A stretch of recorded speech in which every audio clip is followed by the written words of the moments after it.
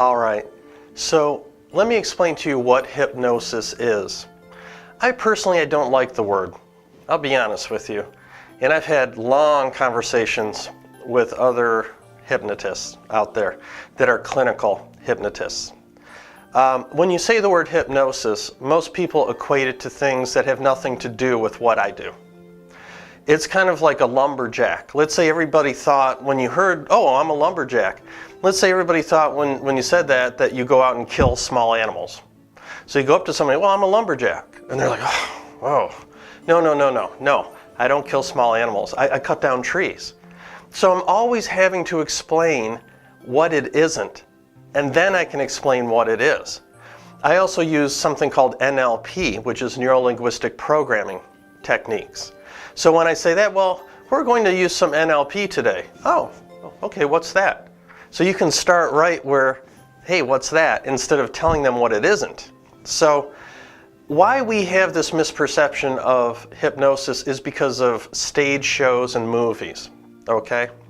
So what hypnosis really is the theta brainwave state. So let me describe to you what that is. We have different brainwave states. The main ones are beta, alpha, theta, and delta. Beta is during your normal day when you're locked in to doing something. Your brainwaves are pretty fast, tightly knit together. Then your brainwaves slow down into alpha. That's when you catch yourself daydreaming, and then somebody comes up and says, well, hey, Tim. I was like, oh, yeah. Well, what happened there? My consciousness shifted a little bit because my brainwaves slowed down a little bit.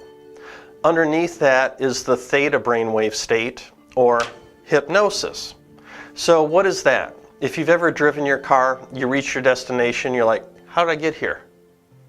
Or if you're reading a book and you've turned several pages, you are reading the words and you're like, what did I just read?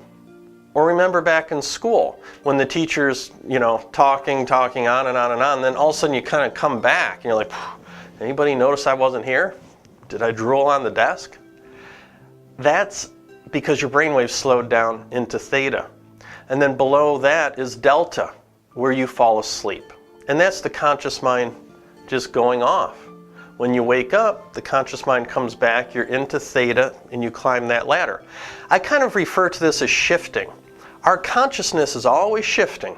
Every single day, you're going up and down that ladder. So people think, when you say hypnosis, like I'm going to put someone into this altered, weird state. That's not the case. It's a natural brainwave state that you go into at least a dozen times a day. You might only be there for a couple seconds or maybe a minute or two.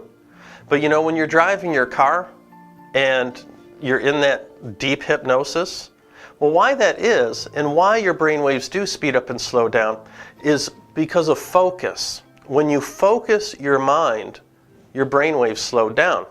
So when you're driving that car, there's signs and, streets and lights and houses going by your peripheral vision, and you're focused on the road. And when you focus, your brainwaves slow down.